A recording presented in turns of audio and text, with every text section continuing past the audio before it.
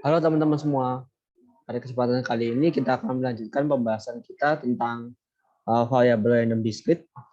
Jadi kita akan mulai dulu dengan mean dan variansi dari probability distribution. Kemudian nanti kita akan lanjutkan dengan jenis-jenis dari variable random yang discrete.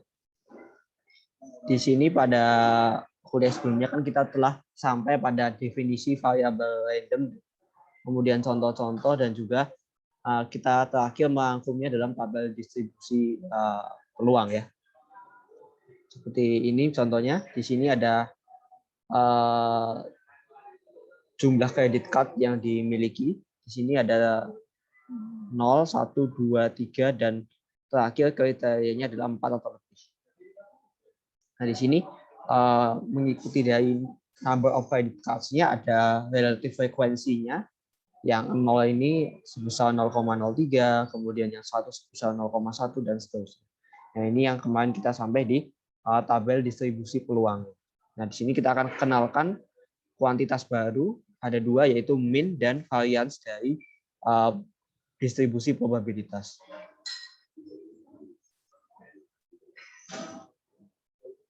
Oke, di sini kita mulai dengan pertama kali yang kuantitas pertama yaitu mean. Mean ini sebetulnya adalah generalisasi dari mean yang kita pelajari di data tunggal. Jadi di sini mean mungkin untuk lebih ininya ya.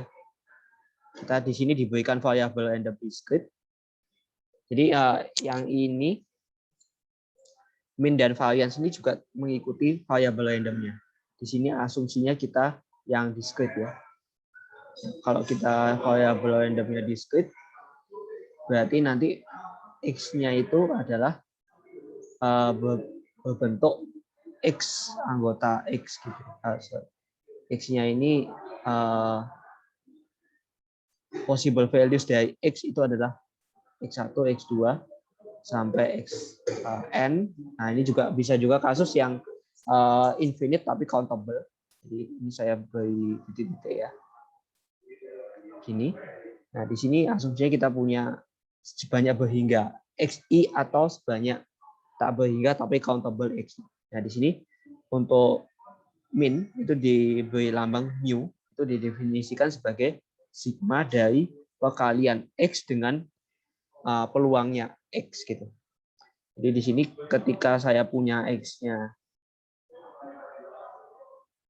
kita pakai yang berhingga aja, x1 sampai xn, maka nanti mu atau min-nya itu adalah sigma dari xi kita kalikan dengan pxi. Ini i-nya karena kita 1 sampai n, kita jalankan dari 1 sampai n. Seperti ini ya. Ini saya memformulasikan 61 dengan term x1 sampai xn.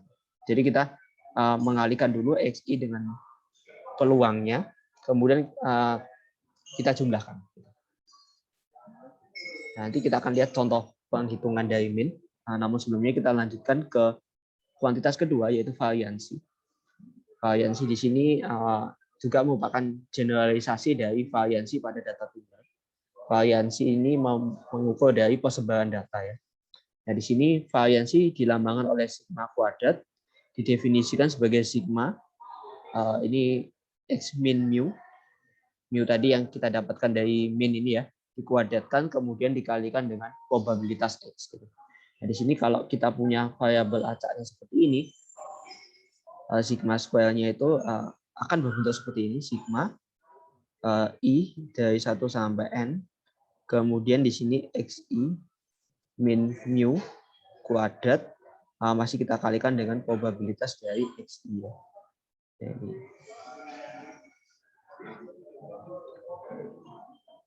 ini adalah definisi dari variansi. Kemudian kuantitas ketiga itu adalah standar deviasi. Di sini standar deviasi didefinisikan sebagai ini ya, standar deviasi atau sigma itu ya berarti sama dengan akar kuadrat dari variansinya. Di sini diambil yang positif square root, maksudnya yang nilainya positif. Ya, ini adalah 3 kuantitas yang kita coba generalisasi dari kasus data tunggal menjadi kasus di variable random secara umum, tapi di sini membatasi yang discrete. Jadi nanti rumus yang discrete sama yang continuous akan berbeda. Jadi tolong diperhatikan Anda bergerak di discrete atau continuous. Oke, kita coba lihat contoh penggunaannya. Misalkan di sini ada tabel distribusi peluang ya, di mana X ini menyatakan jumlah mobil yang terjual. Kemudian X kecilnya berjalan dari 0, 1, 2, 3, dan 4, di mana masing-masing memiliki peluang sebagai berikut. Yang 0 ini 0,1, 0,2, dan seterusnya. Nah, di sini distribusi ini discrete ya teman-teman ya, karena di sini nilai X-nya ada sebanyak 5. 5 itu berhingga, berarti dia discrete. Kemudian kita akan menghitung min dan variansi. Saya tulis ulang untuk min, yaitu mu sama dengan sigma X kali XI kali PXI, di mana I-nya jalan 1 sampai N. Nah, di sini berarti kita mengalihkan dulu XI dengan peluangnya X. Jadi kita mengalihkan 0 dengan 0,1, kemudian 1 dengan 0,2. Ini kalau dikalikan ke 0 kali 0,1. Ini 1 kali 0,2. Kemudian kita kalikan 2 dengan 0,3. Kemudian 3 dengan 0,33. Dan 4 dengan 0,1. Nah, ini kita kalikan semua. Ini teman-teman dihitung kayak biasa ya, perhitungan angka biasa. Dan di sini tabel sini diperlihatkan nilai dari X kali PX, yaitu 0, 0,2, 0,6, 0,9, dan 0,4. Jadi semua hasil yang ada di sini dimasukkan di tabel ini. Dan terakhir untuk sigma itu, untuk mu kita melakukan penjumlahan ya dari hasil ini. Jadi semua hasil yang ada di sini dijumlahkan dan diperoleh mu-nya sama dengan 2,1. Berarti expected value-nya adalah sebanyak 2,1 mobil. Itu untuk min-nya. Jadi teman-teman mengalihkan dulu antara X dengan peluangnya, PX, kemudian setelah semuanya dikalikan kita jumlah.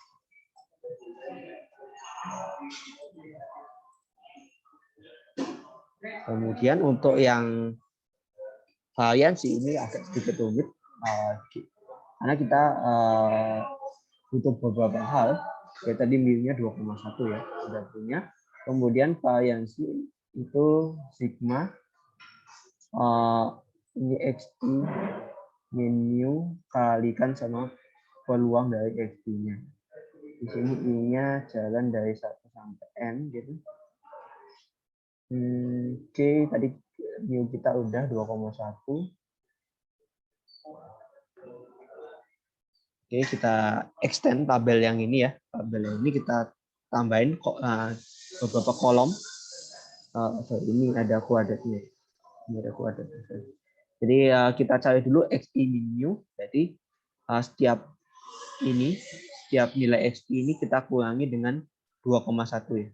Jadi ini yang baris 1 0 min 2,1, kemudian ini baris kedua 1 min 2,1.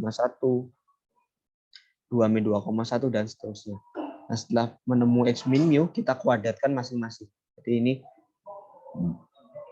ini kan hasilnya min 2,21, kita kuadratkan hasilnya 4,41. Kemudian yang ini min 1,1 ya, kita kuadratkan jadi 1,21. Nah, itu semuanya dilakukan hal yang sama. Kemudian kita kan berarti sudah, kalau sudah mencari X min mu kuadrat, berarti suku ini sudah beres. Masih kita kalikan dengan peluang masing-masingnya, peluang X ini. Berarti nanti 4,41 masih kita kalikan dengan 0,1. Jadi di sini ini didapatkan dari 4,41 kalikan sama probabilitasnya 0,1 menghasilkan 0,441. Kemudian yang ini dapatnya dari ini ya 1,21 kali sama 0,2 gitu ya. Dapat 0,242. Ya, udah. Anda tinggal melakukan satu-satu perkalian gitu, diperoleh ini hasilnya seperti ini. Kemudian teman-teman bisa menjumlahkannya dan kita akan mendapatkan nilai dari sigma square atau variansi. Ya tentu saja karena ini tabel dan hitung-hitungannya masih sederhana, teman-teman bisa melakukannya di Excel ya supaya cepat. Jadi nggak perlu ngitung satu persatu. Teman-teman bisa ngitung secara cepat melalui bantuan dari Excel.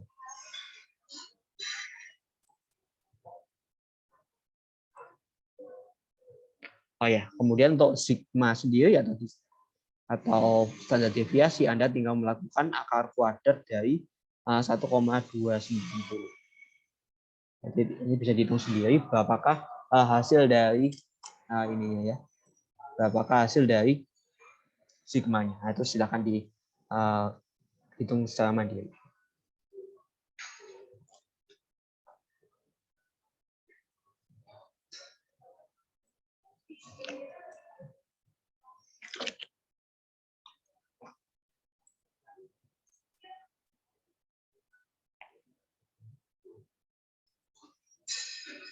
Baik, setelah kita melihat definisi mean, variansi, dan standar deviasi, kita akan lanjutkan pembahasan kita mengenai jenis-jenis variabel random yang discrete. Oke, kita mulai dulu. Yang pertama adalah ini kayaknya yang kedua ya. Yang minggu lalu kita udah bahas yang uniform discrete ya. Kita udah bahas uniform discrete. Saya review sebentar. Yang uniform discrete itu bentuknya seperti ini.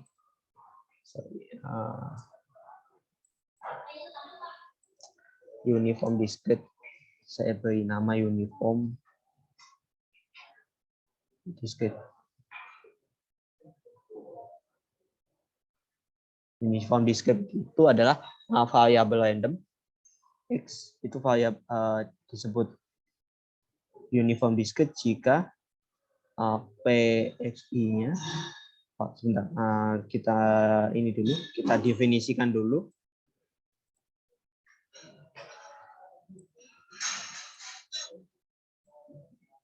Di sini punya asumsi bahwa X-nya ini memiliki possible value-nya X1 sampai X6.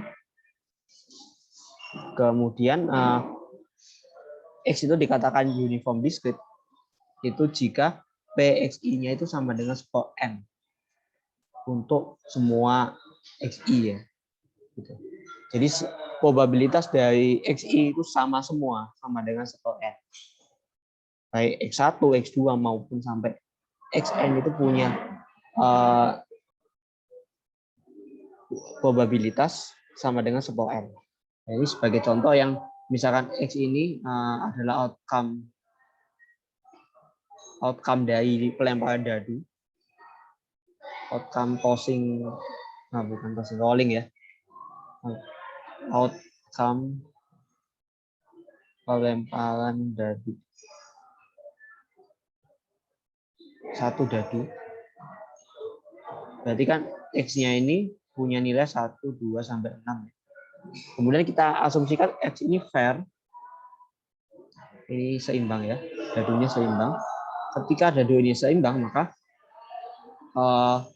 probabilitas dari 1 itu akan sama dengan probabilitas dari 2 dan akan sama terus dengan probabilitas yang ke-6 itu sama dengan skor 6. Itu kan dadunya imbang, berarti probabilitas muncul angka 1, 2, 3 dan 1, 2, 3, 4, 5 dan 6 semuanya sama yaitu skornya. Nah, ini adalah contoh yang uniform ya. Dia sama semua untuk semua XI gitu. Ya, nanti contoh-contoh yang uniform bisa Anda explore sendiri.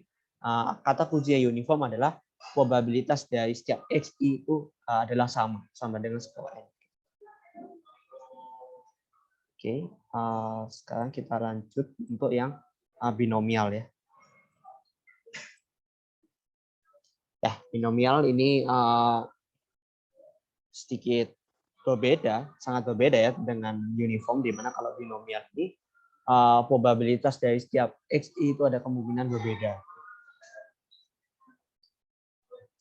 Sebelum kita melihat bagaimana rumusan dari distribusi binomial, kita lihat dulu 4 kriteria atau requirements dari binomial probability.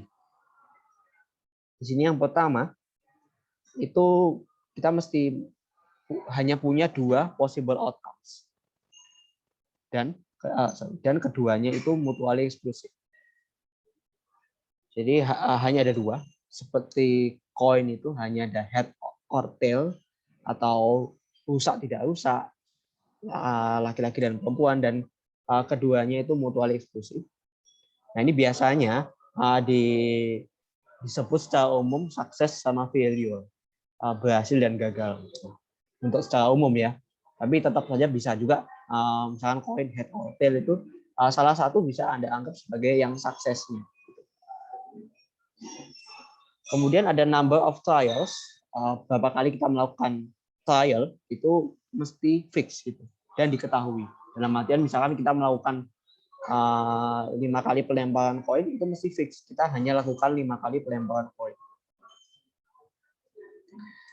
Kemudian di setiap trial itu probabilitas untuk sukses itu mesti sama.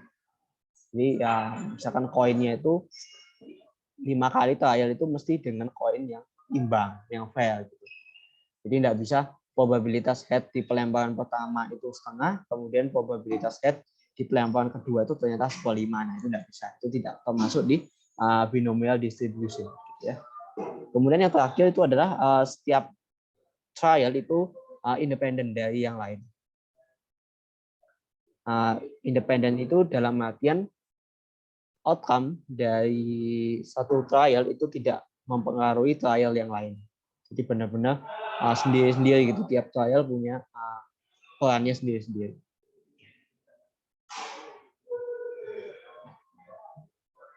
Dan ini sepertinya ada keterangan yang kurang. Di sini kan tadi itu hanya requirement ya.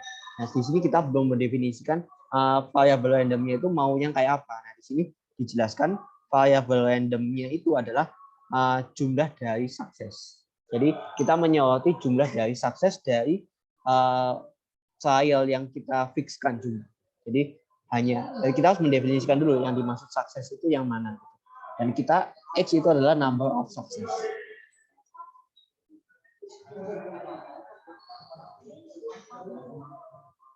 Nah, di sini ketika satu percobaan sudah memenuhi 4 requirement ini, kita bisa menggunakan atau kita bisa menyebutnya dia berdistribusi binomial. Nah, kalau distribusinya udah binomial, nanti kita bisa menghitung probabilitas dari setiap XI kecil gitu.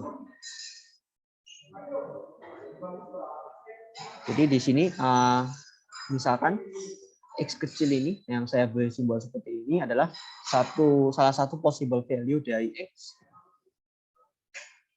Nah, misalkan gini. Nah, maka nanti untuk menghitung ketika X ini sudah binomial, maka nanti mencari probabilitas dari X kecil itu sama dengan kombinasi NX, di mana N ini adalah number of trials ya, yang tadi kita fixkan jumlahnya. NCX ini, kemudian kita kalikan dengan V pangkat X, di mana V ini adalah probabilitas untuk sukses dari setiap trial, yang mana V itu sama ya setiap kali trial.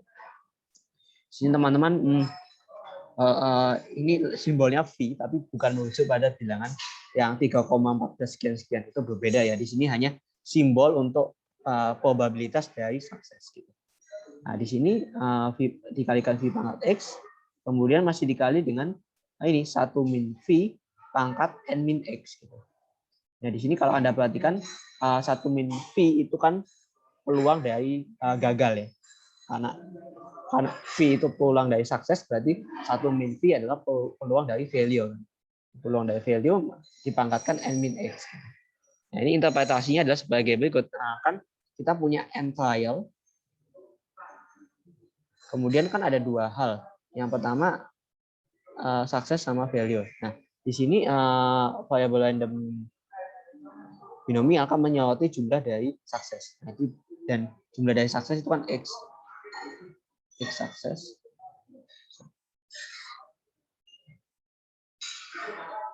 Nah, berarti yang gagal itu kan sisanya ya, karena percobaan kita udah fix n, jadi yang gagal itu adalah n dikurangi x. Nah, jadi ini interpretasinya adalah ncx kalikan peluang sukses pangkat x kalikan lagi peluang value pangkat n.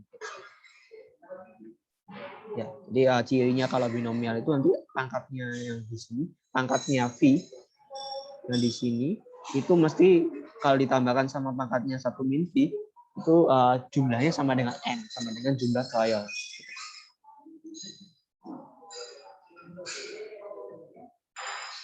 Oke, kita lihat contohnya di sini. Di sini ada suatu website yang melaporkan bahwa 28 pembelian pada toko kopi itu akan dilakukan dengan debit card. Kemudian di sini ada 10 pembelian secara acak yang kita soroti ya. Gini, jadi ini kita akan untuk mengecek binomialnya mesti tahu dulu, harus lihat dulu kriterianya, 4 kriteria tadi ya.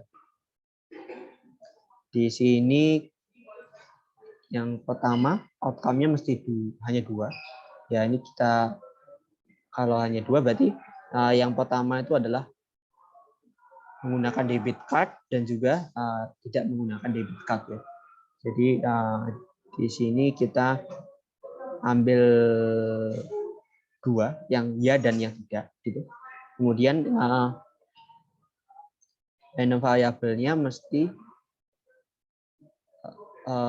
ada n trial yang fix. N trial yang fix itu adalah 10 orang ini, 10 pembelian ini. Jadi kita fix, kita nyoroti di 10 aja. Itu syarat kedua. Kemudian probabilitas untuk sukses di setiap trial sama ya, di 28% ini. Kemudian setiap trial itu independen, dalam artian kalau kita ngecek satu customer, misalkan dia pilih saya dengan debit card, tidak efek yang lain, tidak mempengaruhi yang kedua gitu istilahnya. Kemudian di sini kita mendefinisikan X sebagai number of success. X is number of success.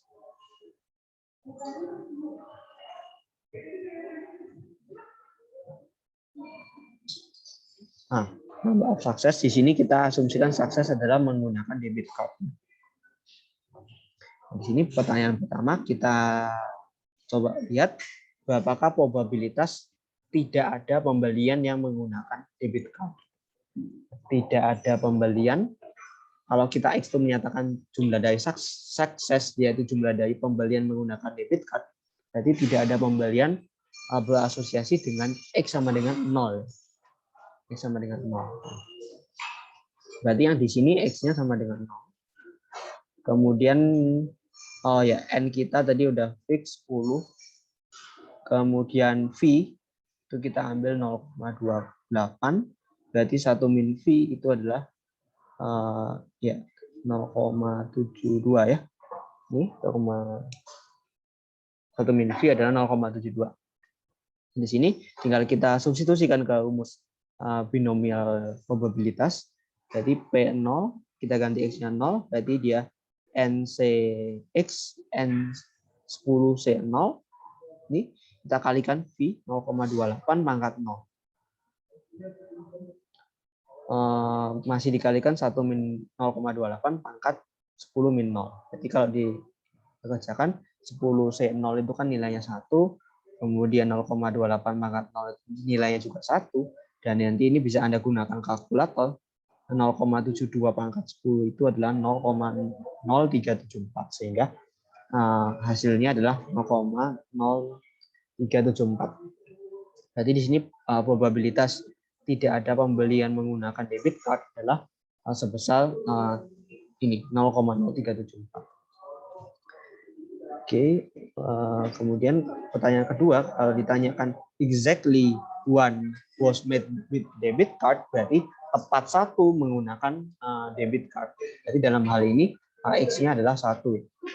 Itu hanya ada satu yang menggunakan debit card. Berarti kita tinggal mengganti lagi X-nya dengan 1 di sini. Jadi dia 10C1. Namun hati-hati di sini V-nya pangkat X, berarti dia 0,28 pangkat 1 kalikan 1 min V 0,28 pangkat ini 9 ya. Jadi nanti Anda bisa menggunakan kalkulator untuk menghitung ini 0,2. Ini hasilnya adalah 0,1456.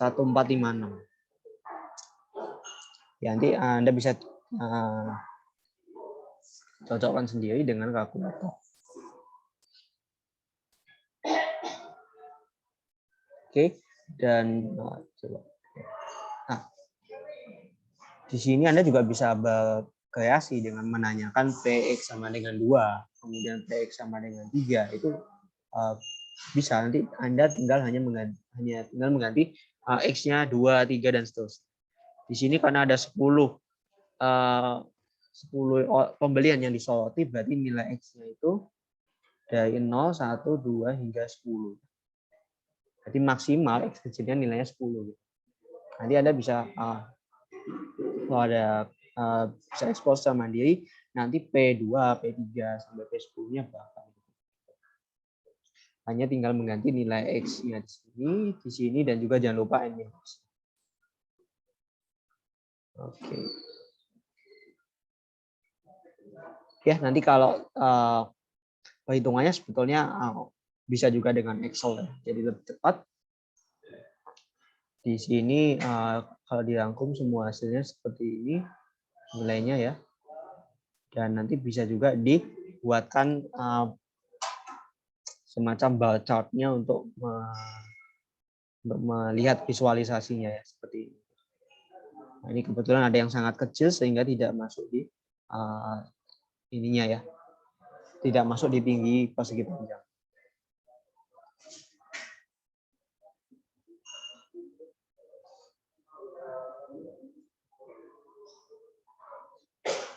Ya, selain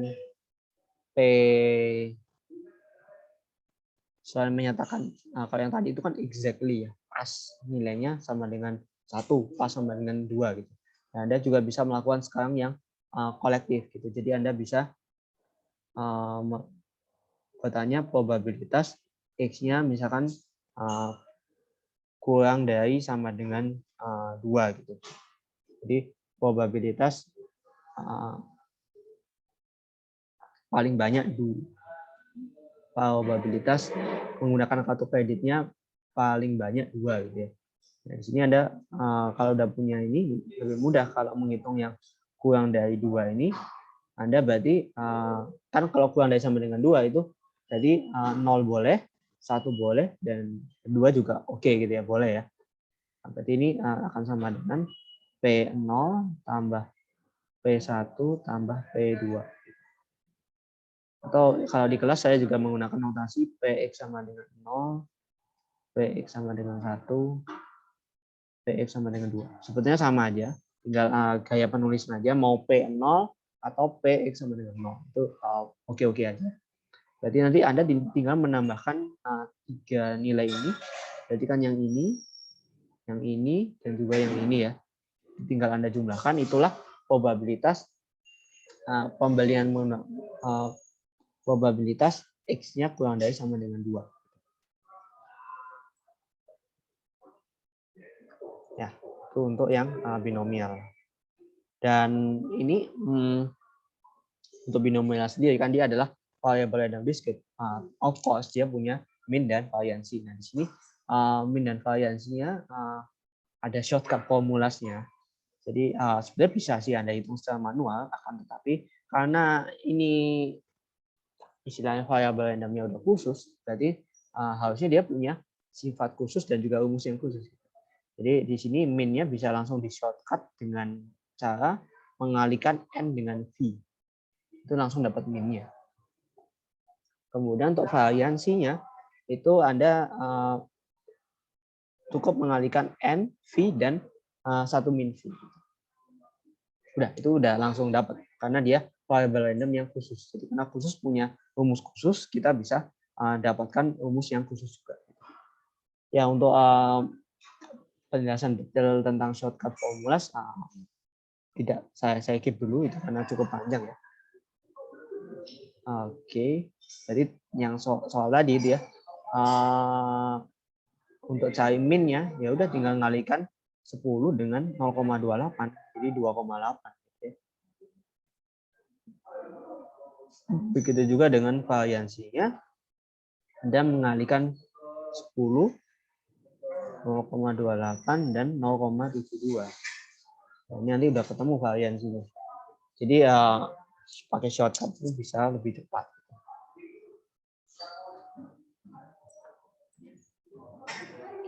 Oke, itu untuk variabel random binomial dan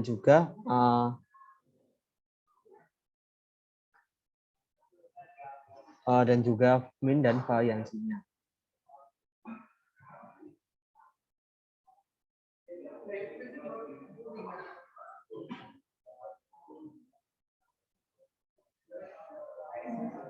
Nah, selain kalau Anda perhatikan kan ini ya, tadi ngitungnya pakai kalkulator mungkin.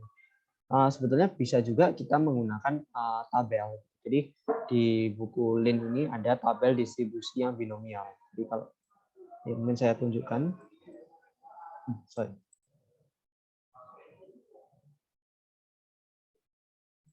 buku Lin itu ada di halaman di bagian appendix ini. Di B, nah, bagian B itu ada tabel distribusi binomial. Nah, di sini kalau udah pakai tabel ini, berarti nanti yang hitungan NCX V pangkat X 1 min V pangkat N min X itu tinggal Anda carikan aja di tabel. Nah, itu udah ketemu nilai. Nah, di sini tabelnya yang tabel distribusinya ya.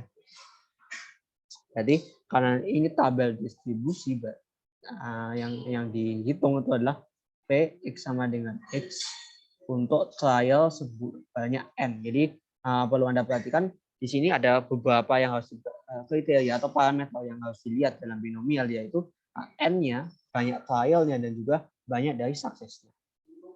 Dan juga, tidak lupa juga nilai V-nya ya. Ini yang menjadi kriteria.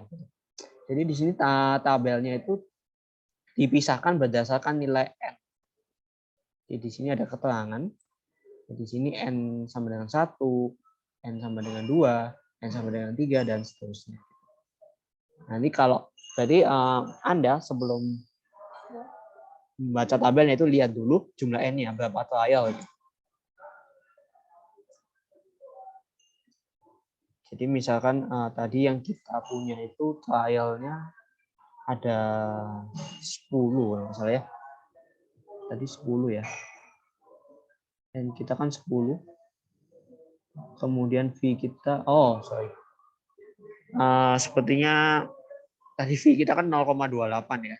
Nah, di sini kalau pakai tabel distribusi binomial yang ada di buku itu ada kelemahannya, yaitu V-nya kadang nggak ada. Jadi saya jelaskan dulu ya. Saya jelaskan dulu tabelnya. Tabel ini setiap N setiap kita pilih dulu jumlah N-nya, kemudian dalam tabel N ini ada dua hal. Yang pertama X-nya, nilai X-nya, dan juga peluang suksesnya ya. Yang di sini ini peluang dari suksesnya. Jadi 0,05, 0,1 itu probabilitas dari sukses. Nah, di sini ada kelemahannya karena tabel ini tidak mungkin mencakup semua nilai gitu ya. Sebagai contoh tadi V kita 0,28, ya di sini tidak ada karena ini kan angka yang sangat spesifik gitu. Jadi dia biasanya yang umum-umum aja kayak 0,1, 0,5 gitu. Nah, selanjutnya Anda pilih X ya. Nah, oke. Saya mungkin ilustrasinya enggak 0,28 tapi katakan 0, mungkin 0,5 gitu ya. N-nya saya kecilin aja 3 gitu ya, misalkan 3 dulu. Misalkan kita mau ngitung Px sama dengan 2 untuk N-nya 3, V-nya 0,5. Berarti kan dia 3C2 kalikan 0,5 pangkat 2 kalikan 0,1 min 0,5 pangkat 1 ya. Ini kan sebenarnya kita mau cari. Nah, kalau kita mau hitung kalkulator ya oke aja kita kalikan satu-satu. Namun kalau mau pakai tabel, ini kita N-nya kan 3, berarti kita menuju ke yang N-nya 3. N-nya 3. Kemudian oke, N-nya udah, V-nya 0,5, berarti kita mencari yang 0,5, ini kolom yang ini ya. Dan kita pilih X-nya. X-nya itu 2, berarti yang ini ya. Jadi di sini teman-teman move ke kanan sampai ketemu tabel ini yang dari 0,5 turun. Nah, berarti kan ini intersection-nya di 0,375 ya. 0,375. Jadi intersection-nya di sini. Nah, 0,375 ini ya nilai si Px sama dengan 2. Ya, seperti itu. Jadi kalau nilai V-nya itu khusus yang ada di tabel ini dan N-nya juga pas ada ya sudah, berarti Anda bisa aja pakai tabel dan lebih cepat. Ya, nanti Anda bisa mencoba secara mandiri ya untuk membaca tabel ini. Jadi Anda bisa sambil buka videonya ini Anda di device lain buka si tabel distribusi binomial. Catatan terakhir dari saya nih, hati-hati yang binomial probability distribution ini menghitung Px sama dengan X kecil ya. Ini hati-hati.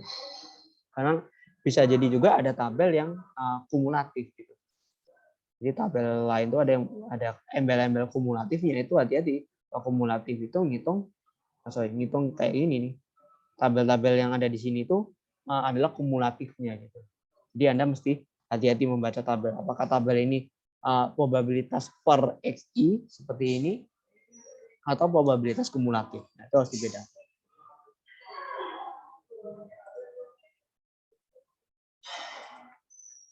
Oke. Kita next ya ke variabel random berikutnya.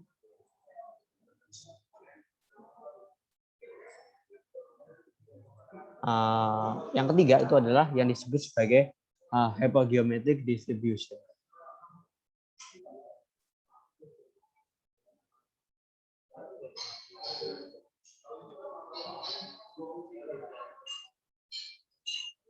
Di sini kita menggunakan hypergeometric untuk populasi yang relatif kecil dan asumsi tanpa pengembalian.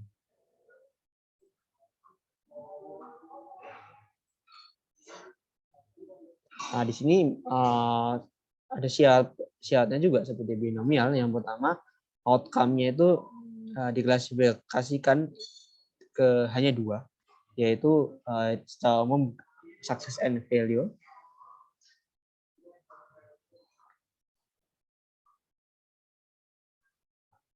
Kemudian yang variabel random yaitu didefinisikan sebagai jumlah sukses di trial yang fix. Jadi di sini trialnya juga fix, tapi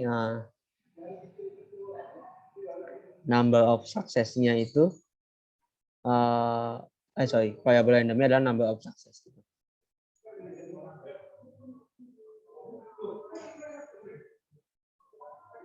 Kemudian yang ketiga, trial ini tidak independen. Nah, ini beda ya sama binomial tadi. Kemudian kita mengasumsikan sampel berasal dari populasi yang berhingga, kemudian tanpa pengembalian, dan perbandingan N dan N besar itu lebih dari 0,05. Nanti kita lihat n besar sama n kecil ini apa.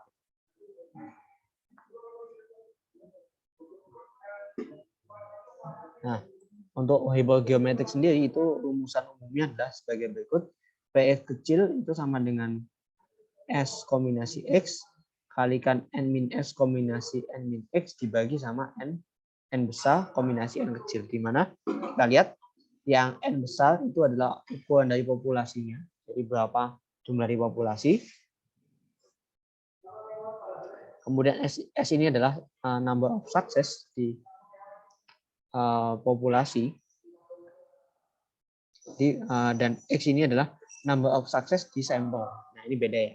Yang S itu sukses yang diasumsikan sukses di populasi, dan sedangkan X adalah jumlah sukses di sampelnya. Kemudian N kecil itu adalah jumlah sampel yang diambil. Dan ya C tentu saja simbol dari combination.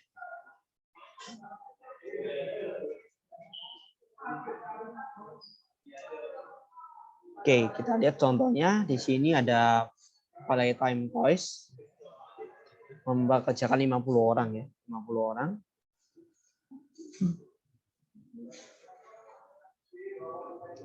Di sini ada pembagian dua pembagian, yaitu 40 bergabung di serikat pekerja dan 10 tidak.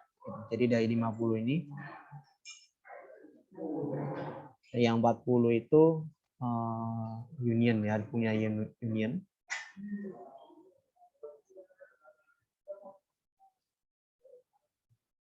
Jadi sisanya 10 tidak ya. Tidak bergabung di serikat pekerja. Kemudian dari 50 ini kita ngambil 5 pekerja yang dipilih secara random untuk membentuk suatu komite.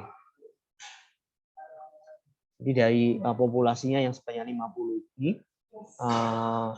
N besar ya. Ini N besarnya ya, size of population-nya 50. Kemudian dari 50 itu ngambil 5. Isi kita pilih 5 orang nih, mau jadikan komite. Jadi 5 ini mau jadikan komite.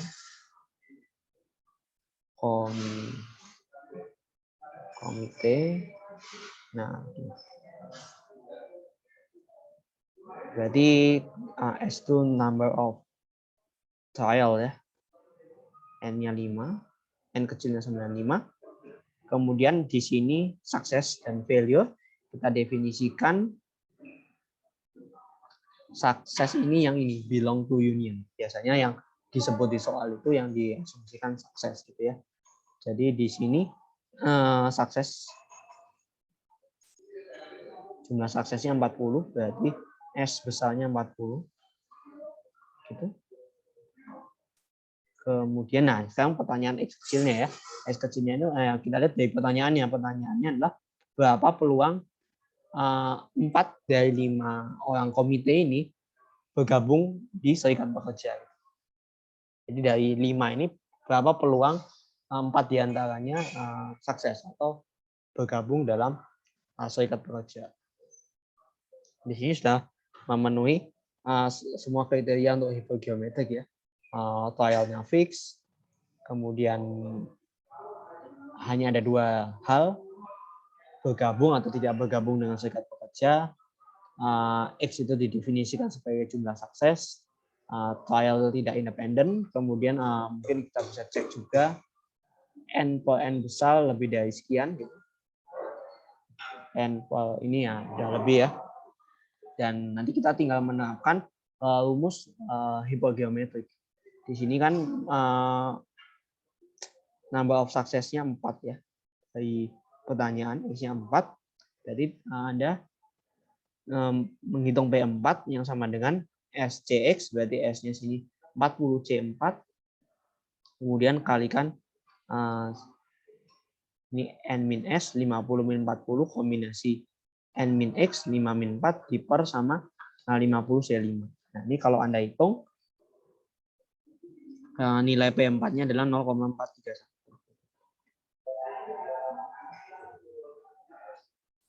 Ya, ini adalah contoh penghitungan yang hypergeometrik ya. Oke, nah nanti serupa juga Anda bisa coba sendiri. Nah, di sini kan karena yang komitenya 5, Anda bisa X ini kan nambah sukses ya.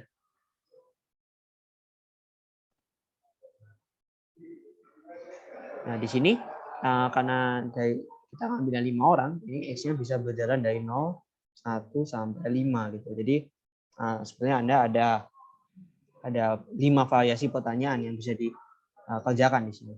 Untuk X-nya 0, 1 hingga 5. Dan nanti ya kalau mau dihitung itu seperti ini ya, masing-masing. Seperti ini. Ini adalah tabel distribusi hipergeometriknya.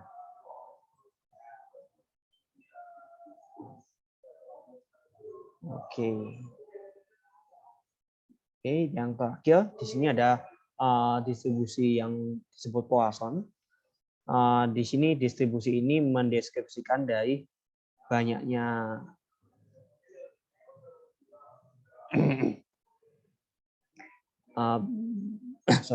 mendeskripsikan banyak kali event itu occurs di interval tertentu. Jadi kita punya interval tertentu, terus kita melihat berapa kali terjadi gitu.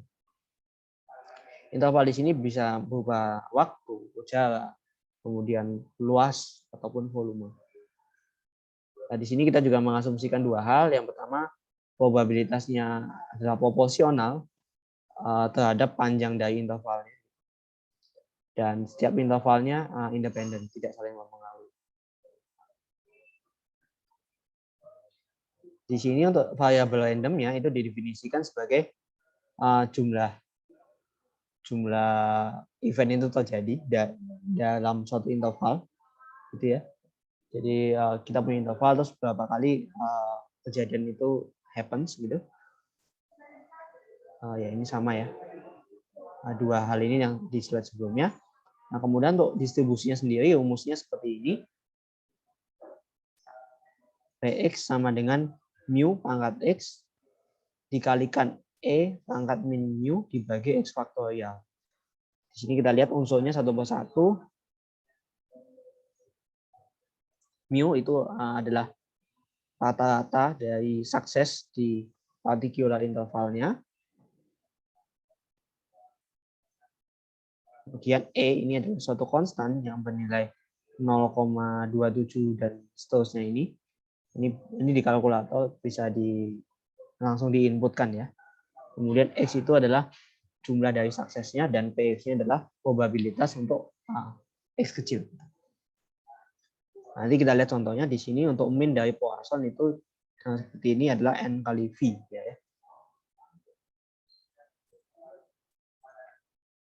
Oke, kemudian nah kita lihat contoh soalnya. Di sini ada airlines ya, budget airlines. Dia menyoroti dari jumlah tas hilang ya. Nah, untuk mempelajari kasus ini, analitik department itu melakukan random sample dari 500 flight dan menemukan 20 tas itu hilang selama 500 flight ini. Jadi yang disebut interval ini adalah 500 flight ini dan ada jumlah 20 yang hilang. Di sini requirement-nya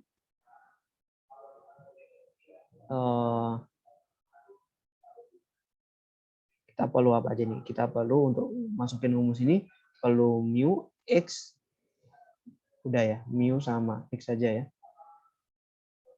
Di sini min dari number of back loss-nya itu adalah 20/500, peluangnya ya, peluang hilangnya itu 0,04. Kemudian ditanyakan probabilitas tidak ada tas yang hilang. Tidak ada tas yang hilang berarti berasosiasi dengan X sama dengan 0 ya. Oh ya, sorry, sini lagi X-nya itu number of lost bags. Jadi jumlah tas yang hilang. Itu didefinisikan X. Nah, di sini peluang tidak ada tas yang hilang, jadi kan X kecilnya sama dengan 0. Itu berarti Anda tinggal mensubstitusikan mu pangkat 0 kali E pangkat min mu dibagi X faktorial. Berarti mu-nya 0,04 pangkat 0, E pangkat min 0,04 dibagi 0 faktorial. Nah, ini adalah 0,9608. Jadi probabilitas tidak ada tas yang hilang adalah sebesar 0,96. Kemudian bisa juga divariasikan dengan yang seperti ini. Ini tidak exact nilai X tertentu, tapi probabilitas satu atau lebih tas itu hilang. Atau ini berasosiasi dengan P satu atau lebih, berarti X-nya lebih besar sama dengan 1. Di sini karena ini X sama dengan 1, ini bisa dengan lebih cepat dihitung dengan 1 min P X kurang dari 1. Karena kalau di sini yang eksponensial itu yang Poisson itu nilai X-nya dia bisa countable gitu. Bisa infinite ya. Jadi X ini N gitu ya. Sehingga nanti sigma dari PXI mungkin kita udah bisa secara umum ya, karena X ini anggota N itu kan kalau disigmakan semua 1. Jadi sedikit review yang di sini. Di sini kalau kita punya tabel distribusi probabilitas, nanti semua yang ada di sini probabilitas dijumlah nilainya mesti 1 gitu. Itu harus cirinya dari discrete. Berlaku juga ini jumlahnya sebanyak di bilangan n. X ini berjalan di natural number. Jadi nanti Anda kalau X lebih besar sama dengan 1, berarti ini kan sama aja nyari ini ekuivalen atau sama, itu mencari sigma P X sama dengan C gitu. C-nya dari 1 sampai ya anggap kita pasang tak hingga ya, karena atau bertambah gitu. Nah, ini nanti ini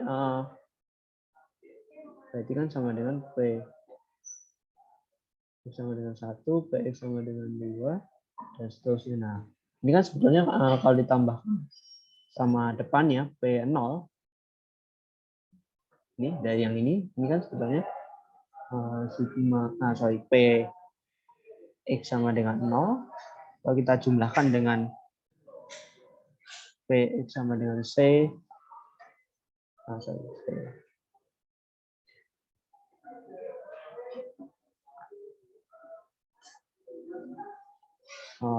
dia sama dengan 1 sampai sehingga ini kan berdasarkan ini nilainya 1 gitu ya.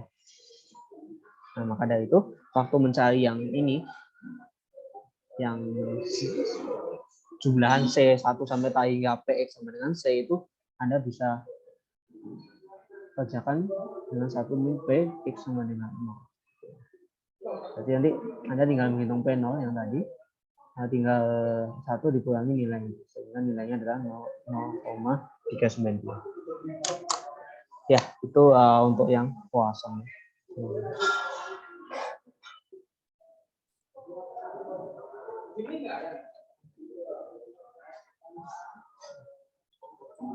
Dan untuk Poisson ini juga ada tabelnya ya.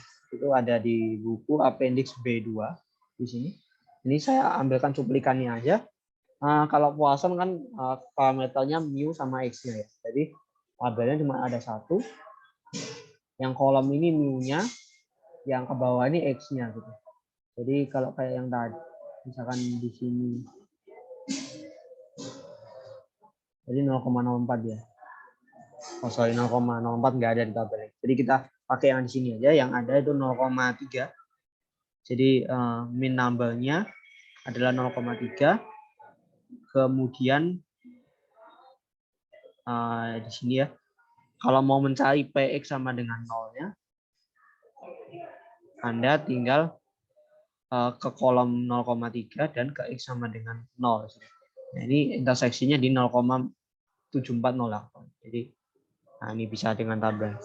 Ya ini sama juga tabelnya memiliki kelemahan di mana kalau mu-nya pas nggak ada ya nggak bisa. Oke. Baik, saya rasa cukup sekian penjelasan saya mengenai jenis-jenis variabel random, terutama jenis-jenis variabel random discrete ya. Semoga penjelasan saya bisa dipahami, dan untuk kelas minggu ini silakan mempelajari video ini. Kemudian jika ada yang masih dirasa kurang, Anda bisa mencoba membaca buku Lin ataupun sumber-sumber lain. Silakan dan dicoba untuk practice problems-nya dikerjakan ya di kelas nanti. Oke. Ya, saya rasa cukup sekian pada video kali ini. Kita jumpa di pertemuan selanjutnya. Terima kasih atas perhatiannya. Semoga apa yang kita diskusikan berguna untuk kita semua.